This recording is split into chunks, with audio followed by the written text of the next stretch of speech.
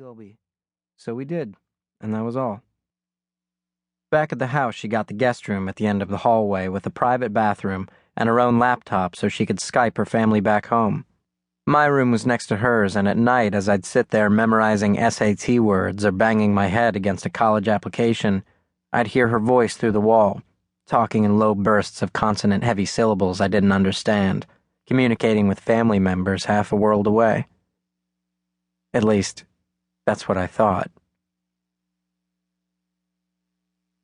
Say female foreign exchange student to any group of high school guys, and you'll get the exact same look.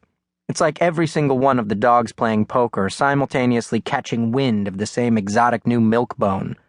I'd certainly joked with Chow and the other guys enough about it beforehand, all of us picturing some chic Mediterranean lioness with half-lidded eyes, fully upholstered lips, curves like a European sports car, and the legs of a swimsuit model who would tutor me with her feminine wiles before I went off to college. That's not even funny to me now.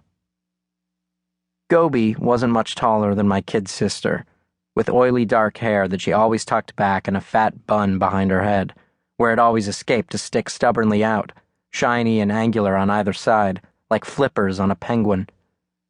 Her face all but disappeared behind the massive industrial-grade black horn rims, their lenses so thick that her eyes looked swimmy and colorless, like two amoebas at the other end of a microscope. She had pasty, instant mashed potato skin that could make the smallest single pimple or blemish stand out angrily. Once, and only once, my 12-year-old sister, Annie, offered her makeup tips, and Gobi's reaction was so awkward that we all pretended that it never happened.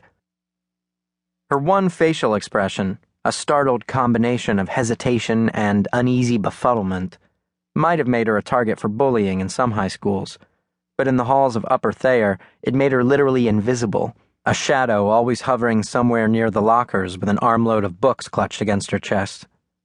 Her wardrobe tended toward heavy wool sweaters, smock-like shirts, and dense brown skirts that tumbled down below the knee, avalanching over whatever shape of body might have been hiding under there. The only jewelry she ever wore was a plain silver chain with half a heart dangling from it, halfway down the slope of her chest. In the evening, she sat down to dinner with us, silverware clinking, politely participating in the conversation in her low, formal English, answering Mom's questions about sports or current events, until we could all reasonably find an excuse to escape to our separate lives. One day, 6 weeks into her visit, she collapsed in the lunchroom, passed out in a tray of Salisbury steak and mashed potatoes. I was on the other side of the cafeteria when I heard the screams. Susan Monahan was sure she was dead, and by the time Gobi woke up in the school nurse's office, she'd managed to explain her condition. "I have spells sometimes," she said. "It's nothing serious." When my parents asked her later why she'd never told us about it, Gobi only shrugged. "He's under control," was all she said. Except that it wasn't, not really. And from that point she had at least a dozen similar spells. They seemed to come in clusters, stress-related, and we were never sure when the next one would come. Eventually, we found the technical term was temporal lobe epilepsy, basically a short circuit in the brain's electrical activity, either genetic or brought on by some form of head trauma. Dostoevsky had it, and Van Gogh, and maybe St. Paul too, when he got knocked off his donkey on the road to Damascus, if you believe that sort of thing. All I know is that she wasn't allowed to drive. Once I found her sitting straight up at the dining room table with her eyes half open, staring at nothing. When I touched her shoulder, she didn't even look at me. In spite of all this, or maybe because of it, I always smiled and said hi to her in the halls.